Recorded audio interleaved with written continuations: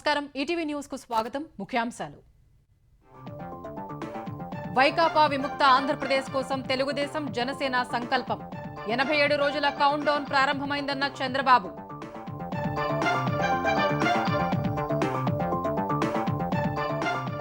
Amaravati AP రాజధానిగా ఉంటుందన్న నేతలు వైకాపా మరోసారి వస్తే రాష్ట్రం అంధకారం అవుతుందని పవన్ పునరుద్ఘాటన తెలంగాణకు భారీ పెట్టుబడులే లక్ష్యంగా దావోస్ వెళ్లనున్న రేవంత్ పారిశ్రామిక అంతర్జాతీయ సంస్థల ప్రతినిధులతో చర్చలు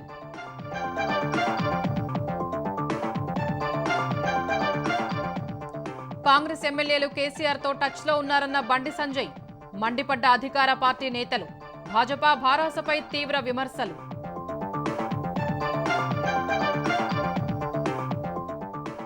తెలుగు లోగిళ్లలో వెల్లివిరిసిన సంక్రాంతి శోభ భోగి మంటలతో ఊరువాడ సందడి గోదావరి కృష్ణా జిల్లాల్లో జోరుగా కోడిపందాలు మణిపూర్ నుంచి భారత్ జోడో న్యాయ యాత్ర ప్రారంభించిన రాహుల్ ఈశాన్య రాష్ట్రాన్ని దేశంలో భాగంగా మోదీ భావించడం లేదని ధ్వజం కాంగ్రెస్ పార్టీకి మిలింద్ దేవ్రా రాజీనామా సిందే శివసేనలో చేరిక హస్తం నేతలు పదే పదే పారిశ్రామికవేత్తల్ని తిడుతున్నారని ఆరోపణ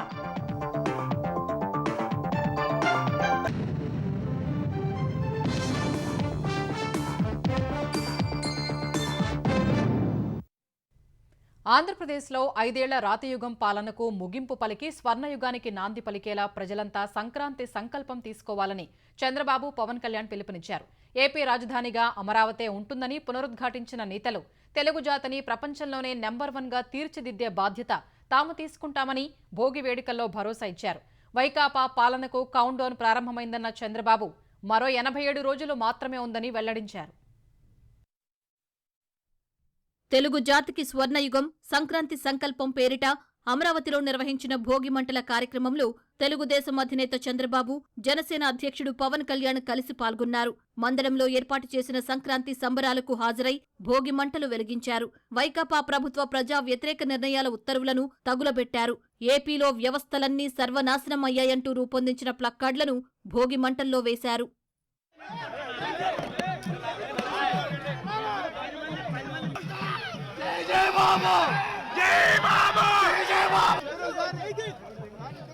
వైకాపా పతనానికి కౌంట్ డౌన్ ప్రారంభమైందన్న చంద్రబాబు తాము అధికారంలోకి రాగానే మళ్లీ అమరావతి నుంచి పాలన ప్రారంభిస్తామన్నారు. మన రాజధాని అమరావతి ప్రజా రాజధానిగా ఉపాధి అవకాశాలు గాని సంపద సృష్టించే కేంద్రం గాని ఇక్కడి నుంచే ప్రజలకు మళ్ళా సంక్షేమ కార్యక్రమాలు అందించే విధంగా పరిపాలన ఇక్కడి నుంచే ప్రారంభం అవుతుంది. ఈ రోజు ఇది ఒక దేవతల రాజధానిది. రాక్షసులు చెరబట్టారు. ఇప్పుడు రాక్షస వధ కూడా అయిపోయింది, సైకో వధ కూడా అయిపోతుంది. కౌంట్ డౌన్ కూడా ప్రారంభమైంది. 87 రోజులే లెక్క పెట్టుకోండి. ఇంకా కులాలకు అతీతంగా, మతాలకు అతీతంగా, ప్రాంతాలకు అతీతంగా అందరూ కలిసి ఒకే దారికి రావాలి. అది వైసీపీ విముక్త రాష్ట్రంగా తయారు చేసే పరిస్థితి మీరందరూ తీసుకోవాల్సిన అవసరం ఉంది. విశాఖపట్నం ఒక ఆర్థిక రాజధానిగా తయారు చేసే బాధ్యత మేము తీసుకుంటాం. ఆ ప్రాంతాన్ని అన్ని విధాలు అభివృద్ధి చేస్తాం. సంపద సృష్టించి పేదల బతుకుల్లో వెలుగులు నింపేందుకు తెలుగుదేశం జనసేన ప్రభుత్వం కృషి చేస్తుందని చంద్రబాబు తెలిపారు. 10 రూపాయలు ఇచ్చి 100 రూపాయలు దోచుకునే ప్రభుత్వం ఇది. రేపు రాబోయే రోజుల్లో జనసేన తెలుగుదేశం పార్టీ కలిసి సంపద సృష్టించి మీకు 15 రూపాయలు ఇచ్చి ఆ 15ని 100 రూపాయలు చేసే విధానం, 100ని 1000 రూపాయలు చేసే విధానం, 1000ని 10,000 రూపాయలు చేసే విధానం, పేదవాడికి సంపద సృష్టించడం ఏకైక ధ్యేయంగా ఈ 2 పార్టీలు ముందుకు పోతాయి. తెలుగు జాతి మొత్తం సంకల్పం చేయాలి. రాతి యుగం పోవాలి, స్వర్ణ యుగం రావాలి. ఈ రోజు పండగేమో భోగి, పాలకుడేమో మానసిక రోగి. ఈ మానసిక రోగిని వదిలించుకోవడం మనందరి బాధ్యత. ఏపీకి పట్టిన వైకాపా పీడ కీడును భోగి మంటల్లో తగలబెట్టామన్న పవన్ మరోసారి ఆ పార్టీ అధికారంలోకొస్తే రాష్ట్రం అంధకారమేనని తేల్చి చెప్పారు. రానున్న రోజులన్నీ ప్రజలకు మంచి రోజులేనని పేర్కొన్నారు. తెలుగుదేశం గాని జనసేన 2 కలిసి ఉన్నాయంటే మీ అందరి ఆవేదన, ఏడుపు ఆ రోజు నన్ను కలిచేసింది. మీరు ఇచ్చిన ఈ త్యాగం మేము మర్చిపోం. మీకు ఏ ఉద్దేశంగా కోసం అయితే ఇచ్చారో ఆ ఉద్దేశం సంపూర్ణంగా నెరవేర్చేలాగా మేము కృషి చేస్తాం. బంగారు రాజధాని నిర్మించుకుందాం. ఇక్కడ ప్రతిసారి జై అమరావతితో పాటు జై ఆంధ్ర నినాదాన్ని కూడా మీరు తీసుకెళ్లాల్సింది. ఎందుకంటే మీరు అన్నప్పుడల్లా మీరు ప్రజలకు తెలుస్తూ ఉంటుంది మీరు చేసిన త్యాగాలు. కేవలం అది అమరావతి సమస్య అనుకుంటారు, అది అమరావతి సమస్య కాదు, 5 కోట్ల మంది ప్రజల సమస్య. ఈ రోజున మీకు వచ్చిన కష్టం రేపు పొద్దున్న శ్రీకాకుళం ఇచ్చాపురంలో వస్తుంది, కడపలోని పులివెందులో కూడా వస్తుంది. ఇంకొకసారి కనుక వైఎస్ఆర్సీపీ పార్టీ ఆంధ్రప్రదేశ్కి వస్తే ఇంకా మనం మర్చిపోవచ్చు దీని భవిష్యత్తు. ఆ చీకటి భవిష్యత్తు ఉండకూడదు, వెలుగు నింపాలి. అందుకని ఈ భోగి రోజున జనసేన తెలుగుదేశంతో కలిసి ఒక సుస్థిరమైన ప్రభుత్వం స్థాపించాలి. కీడు తొలగాలి, ఏపీ వెలగాలి అంటూ రాష్ట్ర వ్యాప్తంగా తెలుగుదేశం జనసేన శ్రేణులు భోగి వేడుకలు నిర్వహించాయి. వైకాపా ప్రభుత్వం తీసుకొచ్చిన చీకటి జీవోలను దహనం చేశారు.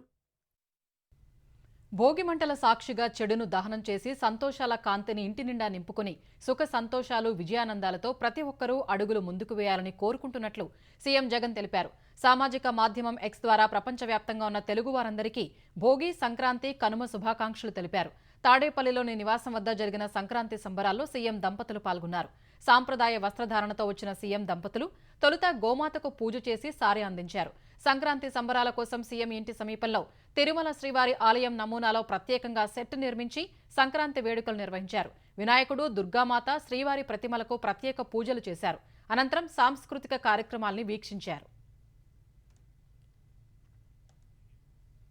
తెలంగాణకు భారీ పెట్టుబడులు తీసుకొచ్చే లక్ష్యంతో ముఖ్యమంత్రి రేవంత్ రెడ్డి బృందం దావోస్ పర్యటనకు వెళ్లనుంది. తెలంగాణలో పెట్టుబడులు పెట్టడానికి ఉన్న అనుకూలతలు, ప్రాధాన్యతల్ని వరల్డ్ ఎకనామిక్ ఫోరం వేదిక ద్వారా చాటి చెబుతామని ఐటీ, పరిశ్రమల శాఖ మంత్రి శ్రీధర్ బాబు తెలిపారు. ఈ నెల 15 నుంచి 19 వరకు జరిగే ఈ పర్యటనలో 70 మందికి పైగా పారిశ్రామిక దిగ్గజాల్ని కలుస్తామని చెప్పారు. Novartis, Medtronic, AstraZeneca, Google, Uber, Mastercard, Bayer, LDC, UPL తదితర అంతర్జాతీయ కంపెనీల సీఈఓలతో భేటీ కానున్నట్లు వెల్లడించారు. భారత్కు చెందిన టాటా, విప్రో, హెచ్సీఎల్ టెక్, జేఎస్డబ్ల్యూ, గోద్రేజ్, ఎయిర్టెల్, బజాజ్ వంటి సంస్థల ప్రతినిధులతోనూ భేటీ కావడం సహా సీఐఐ, నాస్కాం వంటి వ్యాపార ఛాంబర్స్ ప్రతినిధులతో సమావేశమవుతామన్నారు. ఫార్మా, ఎలక్ట్రానిక్స్, డేటా సెంటర్లు, డిఫెన్స్, ఏరోస్పేస్, ఆహార శుద్ధి, పునరుత్పాదక ఇంధనం వంటి రంగాల్లో కూడా పెట్టుబడుల ఒప్పందాలపై సంతకాలు చేసే అవకాశం ఉందన్నారు. Food systems and local action అనే అంశంపై జరగనున్న సదస్సులో సీఎం రేవంత్ రెడ్డి ప్రసంగిస్తారని వివరించారు. పార్లమెంట్ ఎన్నికల తర్వాత తెలంగాణలోని కాంగ్రెస్ ప్రభుత్వంలో సంక్షోభం ఏర్పడవచ్చని భాజపా జాతీయ ప్రధాన కార్యదర్శి బండి సంజయ్ అన్నారు. కాంగ్రెస్ ఎమ్మెల్యేలు కేసీఆర్తో టచ్లో ఉన్నారని తెలిపారు. కరీంనగర్ జిల్లా మానకొండూరుకు చెందిన కాంగ్రెస్ కార్యకర్తలు బండి సంజయ్ సమక్షంలో భాజపాలో చేరారు. తెలంగాణలో భాజపా, కాంగ్రెస్ పోరాటం తర్వాత చేసుకుందామన్న ఆయన ముందు భారాసనం లేకుండా చేసేందుకు కలిసి రావాలని పిలుపునిచ్చారు. కాంగ్రెస్ నాయకులు కేసీఆర్ కదలికలపై నిఘా పెట్టాలని సూచించారు. మీరు గదే గుడ్డి ఆలోచన ఉన్నారు. బీఆర్ఎస్ బీజేపీ ఒకటి అది చెప్పుకుంటేనే టైం పాస్ చేసే ప్రజలు ఎవరు నమ్మరు. ఈ హాస్పిటల్ ఎన్నికలు ఎవరు నమ్మరు. కొంత నమ్మించారు, దాని సక్సెస్ అయ్యారు నమ్మించడంలో, మోసం చేయడంలో. ఇప్పుడు నమ్మరు, ప్రజలు నమ్మరు. ఇప్పుడు ప్రజలు తెలంగాణ రాష్ట్ర అభివృద్ధి కోరుకుంటున్నారు. కాంగ్రెస్ పార్టీ ప్రభుత్వం ఏర్పడ కూడా కేంద్రంలో బీజేపీ ప్రభుత్వం ఏర్పడబోతుంది కాబట్టి ఈ ఎన్నికల్లో బీజేపీకి ఓటేయాలి. మనం బీజేపీ ఎంపీలను గెలిస్తే బీజేపీ ఎంపీలు కొట్లాడి ఎక్కువ తీసుకొస్తారు. అయిపోయింది, ఎన్నికల వాతావరణం అయిపోయింది. ఇప్పుడు అభివృద్ధి కావాలి మనకు. బండి సంజయ్ వ్యాఖ్యలపై కాంగ్రెస్ తెలంగాణ నేతలు తీవ్రంగా మండిపడ్డారు. కాంగ్రెస్ ప్రభుత్వంపై ఏ కుట్రలు చేసినా ఆ పార్టీని తెలంగాణలో నామరూపాలు లేకుండా ప్రజలే చేస్తారని టీపీసీసీ ప్రధాన కార్యదర్శి అద్దంకి దయాకర్ అన్నారు. భాజపా భారాస చేస్తున్న అనైతిక రాజకీయంపై తమకు స్పష్టమైన అవగాహన ఉందని వ్యాఖ్యానించారు. భారాస నేతలు ఏం చేయబోతున్నారో బండి సంజయ్కు ఎలా తెలుసునని మంత్రి పొన్నం ప్రభాకర్ ప్రశ్నించారు. కాంగ్రెస్ ఎమ్మెల్యేల్ని లాక్కునే ధైర్యం ఎవరికే లేదని మంత్రి వ్యాఖ్యానించారు.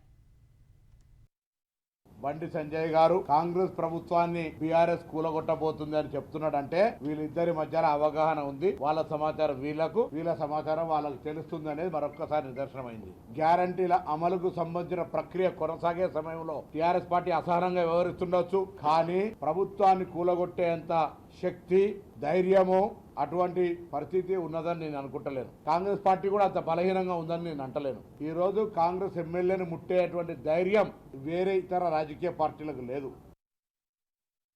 తెలంగాణలో హత్య రాజకీయాలు మంచిది కాదని భారాస కార్యనిర్వాహక అధ్యక్షుడు కేటీఆర్ అన్నారు. భారాస 10 ఏళ్ల పాలనలో ఏనాడు భౌతిక దాడులు, హత్య రాజకీయాలకు చోటివ్వలేదన్నారు. నాగర్ కర్నూలు జిల్లా పెద్దకొత్తపల్లి మండలం గంట్రావుపల్లిలో ఇటీవలే హత్యకు గురైన భారాస కార్యకర్త మల్లేష్ కుటుంబాన్ని మాజీ మంత్రులు నిరంజన్ రెడ్డి, శ్రీనివాస్ గౌడ్తో కలిసి కేటీఆర్ పరామర్శించారు. పార్టీ తరపున 5 లక్షల ఆర్థిక సాయం అందించారు. మల్లేష్ హత్యపై నిష్పక్షపాతంగా విచారణ జరపాలని ఎస్పీ, డీఎస్పీని కేటీఆర్ కోరారు. ఈ రకమైన సంస్కృతి, ఈ రకమైన దాడులు లేదా ఆంబోతులు కొట్లాడుకుంటే మధ్యలో లేగదూడలు చనిపోయినట్టు కార్యకర్తలను ఇందులో సమిధలుగా చేసే ఏదైతే ఈ సంస్కృతి ఉందో ఇది మంచిది కాదు. నేను ఇక్కడ ఉండే మంత్రి గారికి జూపల్లి కృష్ణారావు గారికి కూడా చెప్తా ఉన్నా, కాంగ్రెస్ ప్రభుత్వానికి కూడా చెప్తా ఉన్నా, ఇది మంచిది కాదు. అంటే మీరు అనుకున్నట్టే మేము కూడా అనుకున్నట్టే ఈ ఫ్యాక్షన్ సంస్కృతిని పెంచాలనుకుంటే ఈ రకమైన పరిస్థితి ఉండేది కాదు. హత్యకు ఎవరు పాల్పడ్డా, ఏ కారణం చేత పాల్పడ్డా అన్ని కూడా వెలుగులోకి రావాలి. ఏం జరిగింది అనే విషయంలో డీజీపీ గారు, ఈ జిల్లా ఎస్పీ గారు కూడా అవసరమైతే ప్రత్యక్షంగా విచారణ జరిపించి మరి వాస్తవాలు చెప్పాలి. మత సామరస్యాన్ని, శాంతిని, ప్రేమను తిరిగి తీసుకొచ్చేందుకు, రాజ్యాంగాన్ని పరిరక్షించేందుకు భారత్ జోడో న్యాయయాత్ర చేపట్టినట్లు కాంగ్రెస్ పార్టీ వెల్లడించింది.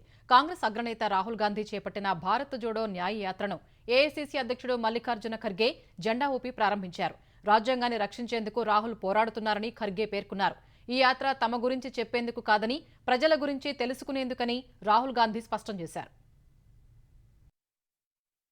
దేశంలో సామాజిక న్యాయం, లౌకికవాదం, సమానత్వాన్ని పరిరక్షించేందుకు, రాజ్యాంగాన్ని, ప్రజాస్వామ్యాన్ని కాపాడేందుకు, ఫాసిస్టు శక్తులకు వ్యతిరేకంగా పోరాడేందుకు రాహుల్ గాంధీ భారత్ జోడో న్యాయయాత్ర చేపట్టినట్లు కాంగ్రెస్ అధ్యక్షుడు మల్లికార్జున ఖర్గే తెలిపారు. కాంగ్రెస్ ముఖ్యమంత్రులు, ముఖ్య నేతల సమక్షంలో మణిపూర్ నుంచి ముంబై వరకు సాగే భారత్ జోడో న్యాయయాత్రను ఖర్గే జెండా ఊపి ప్రారంభించారు. అనంతరం జరిగిన సభలో ప్రధాని మోదీపై ఖర్గే తీవ్ర విమర్శలు గుప్పించారు. మణిపూర్ ప్రజలు బాధలో ఉన్నప్పుడు రాని మోదీ ఓట్ల కోసం మాత్రం వస్తారని ఆరోపించారు. సముద్రం వద్ద విహరించేందుకు ప్రధానికి సమయం ఉంటుంది, కానీ మణిపూర్ ప్రజల గోడు వినేందుకు మాత్రం ఖాళీ ఉండదని మండిపడ్డారు. భాజపా మతం రాజకీయాలను మిళితం చేస్తోందని, మతం పేరుతో ప్రజలను రెచ్చగొట్టేందుకు ప్రయత్నిస్తోందని ఖర్గే విమర్శించారు.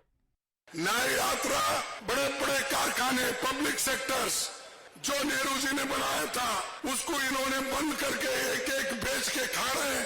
इसको रोकने के लिए हम ये न्याय यात्रा शुरू किए हैं।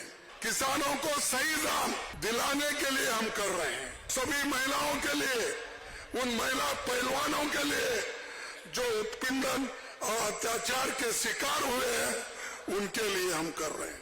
ये न्याय यात्रा उन सभी पत्रकारों की आजादी, लिबर्टी के लिए हम लड़ रहे हैं। सभी पीड़ित, शोषित, आदिवासी, दलित लोगों के लिए जो भाजपा सरकार में जुल्म और अत्याचार के शिकार हुए हैं उनके लिए राहुल जी भारत जोड़ो न्याय यात्रा कर रहे हैं। ప్రజల మాట వినేందుకు, వారితో మమేకమయ్యేందుకు తనకు మరో అవకాశం లభించిందని రాహుల్ గాంధీ అన్నారు. అల్లర్లతో అట్టుడికిన మణిపూర్ను ప్రధాని ఇంతవరకు సందర్శించలేదన్న ఆయన ఇది భారత్లో అంతర్భాగం కాదని భావిస్తున్నారేమోనని వ్యాఖ్యానించారు. మణిపూర్ ప్రజల బాధను తాము అర్థం చేసుకున్నామని తెలిపారు. ప్రజల కష్టాలను తెలుసుకునేందుకు, వారి బాధలు వినేందుకే యాత్ర చేపట్టినట్లు వివరించారు. Huge level of unemployment, massive price rise is what the whole of India is facing. So these are the issues that the Bharat Jodo Nyaya Yatra is going to raise. But this is less about us and more about you. हम आपको अपनी मन की बात नहीं बताना चाहते हैं, हम आपकी मन की बात सुनना चाहते हैं, आपका दर्द समझना चाहते हैं। हम आपके साथ मिलकर, आपकी आवाज सुनकर वो हम हिंदुस्तान के सामने रखने जा रहे हैं।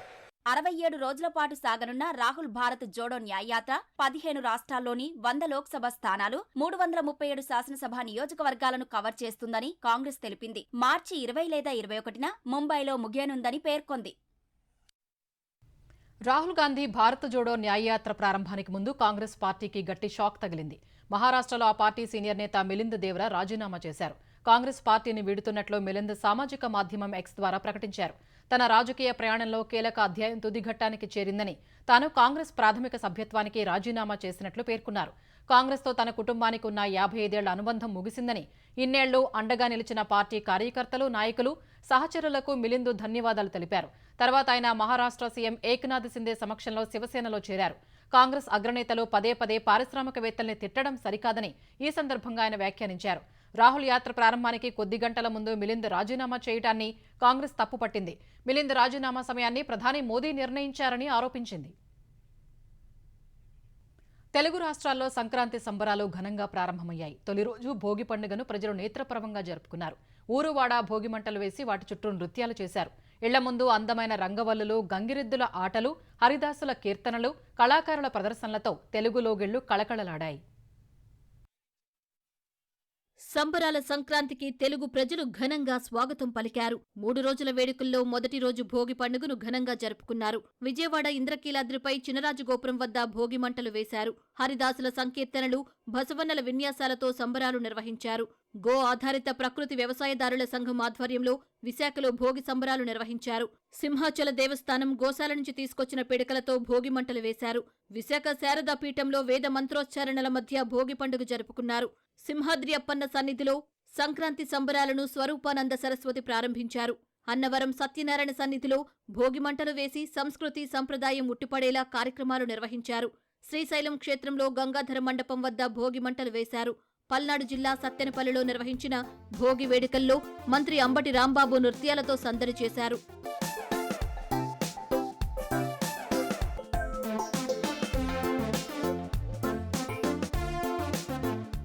తెలంగాణలోనూ భోగి వేడుకను ఘనంగా జరుపుకున్నారు. బంజారాహిల్స్ కేబీఆర్ పార్క్ వద్ద భారత జాగృతి ఆధ్వర్యంలో భోగి మంటలు వేశారు.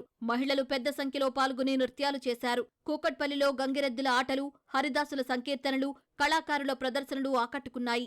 ఉమ్మడి ఖమ్మం జిల్లా వ్యాప్తంగా ప్రజలు ఉత్సాహంగా భోగి వేడుకల్లో పాల్గొన్నారు. మధిరలో యువత, చిన్నారులు, మహిళలు భోగి మంటలు వేసి నృత్యాలు చేశారు. నిజామాబాద్ జిల్లా డిచ్పల్లి మండలం ధర్మారంలో పాత వస్తువులను భోగి మంటల్లో వేసి ఆటపాటలతో సందడి చేశారు. కరీంనగర్ జిల్లా వ్యాప్తంగా ఆహ్లాదకర వాతావరణంలో వేడుకలు జరిగాయి. గోదావరి ఖనిలో గంగిరెద్దుల విన్యాసాలు అందరినీ ఆకట్టుకున్నాయి. మహబూబాబాద్ ప్రభుత్వ కళాశాలలో భోగి వేడుకలు ఘనంగా జరిగాయి.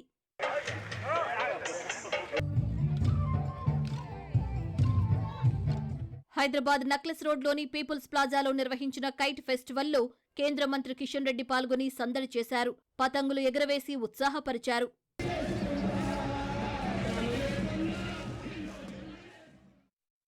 సంక్రాంతి వేళ గోదావరి జిల్లాలతో పాటు ఉమ్మడి గుంటూరు, కృష్ణా జిల్లాల్లో కోడిపందాలు, గుండాటలు జోరుగా సాగుతున్నాయి. కోట్ల రూపాయలు పందెం రాయుళ్ల చేతులు మారాయి. కోనసీమ జిల్లా ముమ్మిడివరం, ఐపోలవరం, తాళ్లరేవు, కాట్రేనికోన మండలాల్లో అధికార పార్టీ నాయకుల అండదండలతో పందేల బరులు వెలిశాయి. తూర్పుగోదావరి జిల్లా ఉండ్రాజవరంలో ఉచితంగా కోడికూర వడ్డించి పందెం రాయుళ్లను ఆకర్షించారు. ఉమ్మడి పశ్చిమ గోదావరి జిల్లా వ్యాప్తంగా చిన్న పెద్ద స్థాయిలో బరులు ఏర్పాటు చేసి పందేలు నిర్వహించారు. ఉండి, మహదేవపట్నం గ్రామాల్లో పందేల స్థావరాల వద్ద ఫ్లడ్ లైట్లు ఏర్పాటు చేసి పోటీలు నిర్వహిస్తున్నారు. ఉమ్మడి కృష్ణా జిల్లా వ్యాప్తంగా బరులు వెలిశాయి. గుడివాడ, పెనమలూరు, కైకలూరు, నందిగామ, జగ్గయ్యపేట, మైలవరం నియోజకవర్గాల్లో పందేలు జోరుగా సాగాయి. పంట పొలాలు, మామిడి తోటల్ని కోడి పందేలకు బరులుగా మలిచారు. జూదం, గుండాట వంటి క్రీడల్ని కూడా ఏర్పాటు చేశారు. గన్నవరంలో బరుల వద్ద మహిళలు, వీఐపీలకు ప్రత్యేక గ్యాలరీలు ఏర్పాటు చేశారు. ఎమ్మెల్యే వంశీ అనుచరులు ప్రధాన బరితో పాటు చిన్నపాటి బరులు, జూదానికి వీలుగా ప్రత్యేక ఏర్పాట్లు చేశారు. వాహనదారులతో చెన్నై, కోల్కతా హైవేతో పాటు సర్వీసు రహదారులపై ట్రాఫిక్ రద్దీ నెలకొంది. బాపట్ల జిల్లా నిజాంపట్నంలో భారీ స్థాయిలో పందేలు నిర్వహించారు. పందెం రాయుళ్లతో పాటు వాటిని చూసేందుకు ఇతర జిల్లాల నుంచి ప్రజలు తరలివచ్చారు. భోగి పండుగ రోజున ఆంధ్రప్రదేశ్ వ్యాప్తంగా అంగన్వాడీలు సమ్మె కొనసాగించారు. దీక్షా శిబిరాల వద్దే కుటుంబ సభ్యులతో కలిసి పండుగ జరుపుకున్నారు. విజయవాడ ధర్నా చౌక్లో 34వ రోజు సమ్మె కొనసాగించారు. ప్రభుత్వం తమకు ఇచ్చిన షోకాజ్ నోటీసుల్ని గుంటూరులో అంగన్వాడీలు భోగి మంటల్లో వేసి కాల్చారు.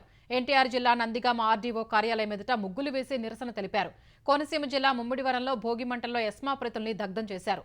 ఒంగోలు కలెక్టరేట్ ఎదుట భోగి మంటలు వేసి నిరసన తెలిపారు. శ్రీకాకుళంలో ఎస్మా ప్రతుల్ని మంటల్లో వేసి ఆందోళన చేశారు. కర్నూలు జిల్లా ఎమ్మిగనూరులో భారీ ర్యాలీ చేశారు. నంద్యాలలో భోగి మంటలు వేసి ప్రభుత్వానికి వ్యతిరేకంగా నినాదాలు చేస్తూ నృత్యాలు చేశారు. మైదుకూరు, జమ్మలమడుగులో ఎస్మా జీవో ప్రతుల్ని తగలబెట్టారు.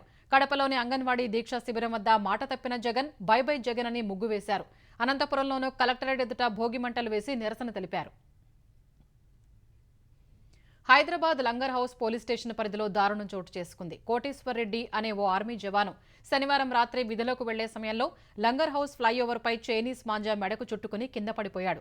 పక్కనే ఉన్న ఆర్మీ ఆసుపత్రి సిబ్బంది గమనించి హుటాహుటిన హాస్పిటల్కు తరలించి చికిత్స ఇస్తున్న సమయంలోనే తుది శ్వాస విడిచినట్లు పోలీసులు తెలిపారు. విశాఖపట్నంకు చెందిన ఆర్మీ జవాను కోటేశ్వర్ రెడ్డి లంగర్ హౌస్లో అద్దెకు ఉంటూ విధులకు వెళుతూ వస్తున్నట్లు వెల్లడించారు. కేసు నమోదు చేసుకున్న పోలీసులు మృతదేహాన్ని ఉస్మానియా ఆసుపత్రికి తరలించి శవ పరీక్ష నిర్వహించారు. ఈ ఉదయం సైనిక లాంఛనాల తర్వాత కోటేశ్వర్ రెడ్డి మృతదేహాన్ని స్వస్థలమైన విశాఖపట్నం పంపారు. పండుగ వేళ హైదరాబాద్ కుత్బుల్లాపూర్లో విషాదం చోటు చేసుకుంది. గాలిపటం ఎగరవేస్తూ ఆకాష్ అనే 20 ఏళ్ల యువకుడు మృతి చెందాడు. గాలిపటం ఎగరవేస్తూ ప్రమాదవశాత్తు భవనంపై నుంచి కింద పడి ప్రాణాలు కోల్పోయాడు. ఆకాష్ అల్వాల్ పోలీస్ స్టేషన్లో ఏఎస్ఐగా పనిచేస్తున్న రాజశేఖర్ కుమారుడుగా గుర్తించారు. పండుగ రోజు కుమారుడు మృతి చెందడంతో రాజశేఖర్ కుటుంబం శోకసంద్రంలో మునిగిపోయింది. సిద్దిపేట జిల్లా హుస్నాబాద్లో పండుగ పూట విషాద ఘటన చోటు చేసుకుంది. హుస్నాబాద్ కరీంనగర్ ప్రధాన రహదారిపై కారు అదుపు తప్పి బోల్తా పడింది. ఈ ఘటనలో కారులోని యశ్వంత్ అనే యువకుడు అక్కడికక్కడే మృతి చెందాడు. మరో 3 యువకులకు గాయాలు కాగా హుస్నాబాద్ ఆసుపత్రికి తరలించి చికిత్స అందిస్తున్నారు. వారంతా హుస్నాబాద్కి చెందిన మైనర్ యువకులుగా గుర్తించారు.